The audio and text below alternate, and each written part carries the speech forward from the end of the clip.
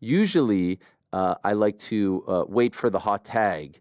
But on this particular Wednesday, I'm going to bypass the hot tag. It's like those old school tag team matches where there is no tag and the guy just jumps into the ring. Because there I was sitting in this chair yesterday. I was literally sitting in this chair yesterday as we were getting ready for our second Tuesday show. You know, we do a Helwani show, usually till 3:30. Then we get ready, 5 o'clock Eastern, we go live with the great Ade Oladipo on the DAZN boxing show YouTube channel, Ariel and Ade. Another episode is up right now. We have a snippet on our YouTube channel. My big oos, the man himself, the future champ, Joseph Parker, joined us from all the way in Samoa. It was a great chat. I'm sitting here getting ready for the show. We're literally, 15 minutes away from going live. And all of a sudden, someone sends me a clip. I get this clip of Tweedledee and Tweedledum talking about me on a podcast, the Jake Shields podcast, which I still, some 24 hours later, 20 hours later, I still can't believe this is an actual thing. It's an actual real thing. I kid you not.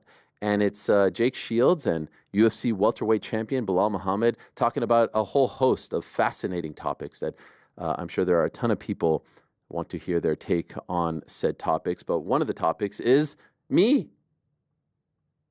your old friend, Ariel Helwani. Me? Yeah, it's actually me. And I see this little snazzy clip that they put together where, you know, Jake is sitting back and he's like, yeah, what do you think about that Ariel Helwani with his cool backwards hat, his receding hairline?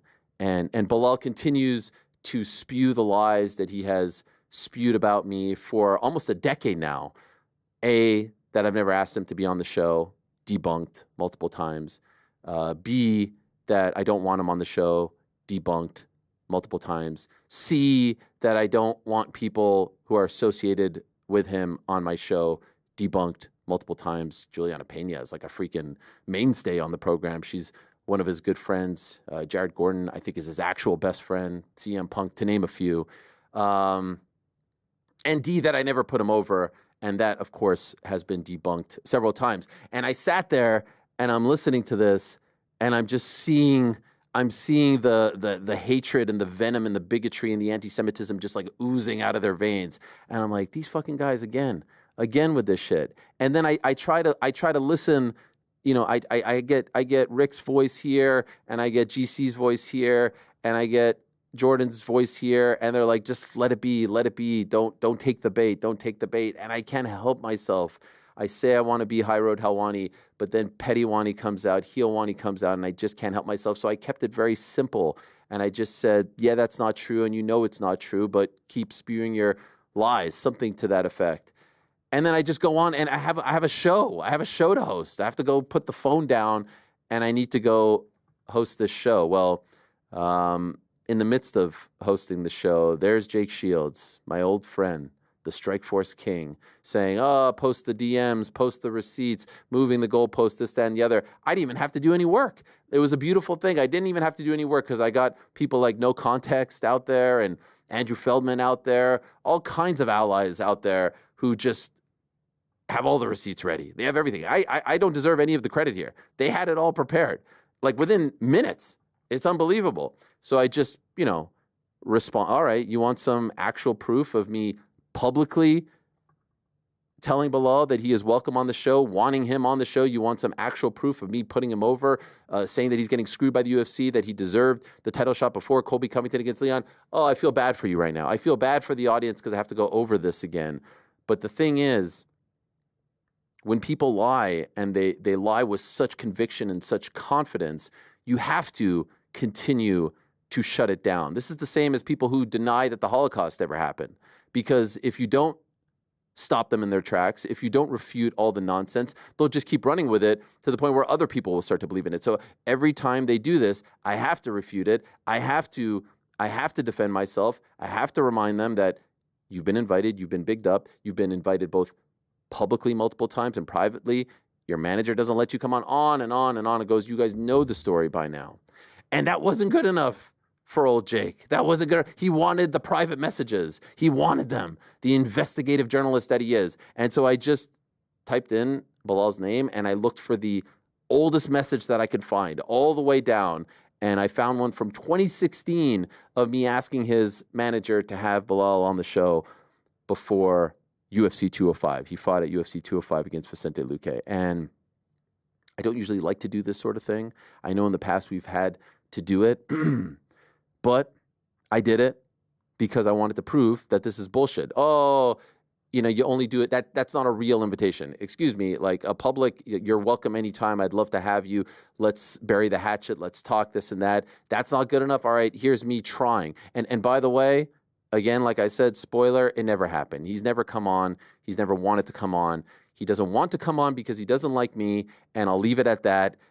And so he is able to then do this thing where he sits there and be like, he doesn't want me on, he doesn't big me up, he doesn't want my people on, he doesn't want this, he would want, and it's a lie, it's a lie, it's a lie, it's a lie, it's a lie. And I hope by now the audience is understanding who the liar is and who the truth teller is. It's a line that I think, what's that guy's name? Kendrick Lamar, I think he said it recently. That's right. Don't tell no lies about me. Yes. And I won't tell truths about you, that one. So that's what happens every time, every time. And so here, now you got the text message. Is that good enough for you? Is that good enough for you guys? I've bigged you up. I've invited publicly. I've invited privately. And despite the fact that you continue to lie about me, I will once again say, you are welcome. I would love to have you on. Let's bury the hatchet. Let's show people that we can have a civil and professional and cordial conversation. And so I'll say right now, in fact, I'll go one step further. I'll name the date and I'll name the time. Monday, let's say, that's our next show, 2 p.m. Eastern, 1 p.m. Central. Here's the invitation. Come on the show. If you're the bigger man, if you really truly feel like I've been disrespecting you or that I haven't been treating you well or whatever it is, come on the show and let's talk live. And if you feel like this is a play for me to get my ratings up or get my views up, you can live stream it on your show too. You have a show with Jason Anik, just met him for the first time, seems like a great guy, was very happy to meet him, and of course his brother, John. You can live stream it, and if that's not good, if you don't have the technology or whatever to do it, I'll come on your show the next day. That night, I'll come on, I'll return the favor. Monday, 2 p.m. Come on the show. Prove to the world that it's not you, it's me. Prove to the world. Prove to the world. Once again, I will invite you once again on the show. And if you don't want to do it, you're well within your rights. You don't want to talk to me, you're busy, you got a lot of things to do. I totally understand. You're well within your rights. But enough of this. Enough of the lying, enough of the making up stories. You know for a fact that I've tried to have you on, and I've attempted to do it publicly and privately. You know for a fact that I bigged you up because, in fact, you have retweeted and commented on me bigging you up. I posted all this. I don't have anything ready. I have nothing. Usually I put things up here. I have nothing. It's all on the timeline. You know for a fact that all of this is a lie, and I will leave it at that. I'll keep it between us. I'll keep it between us. I'll leave it at that. You know for a fact that this is all a lie and that you're making all of this up. And if I say one thing critical, I say a bunch of critical things about a bunch of other people. You harp on that, and then you ignore everything else.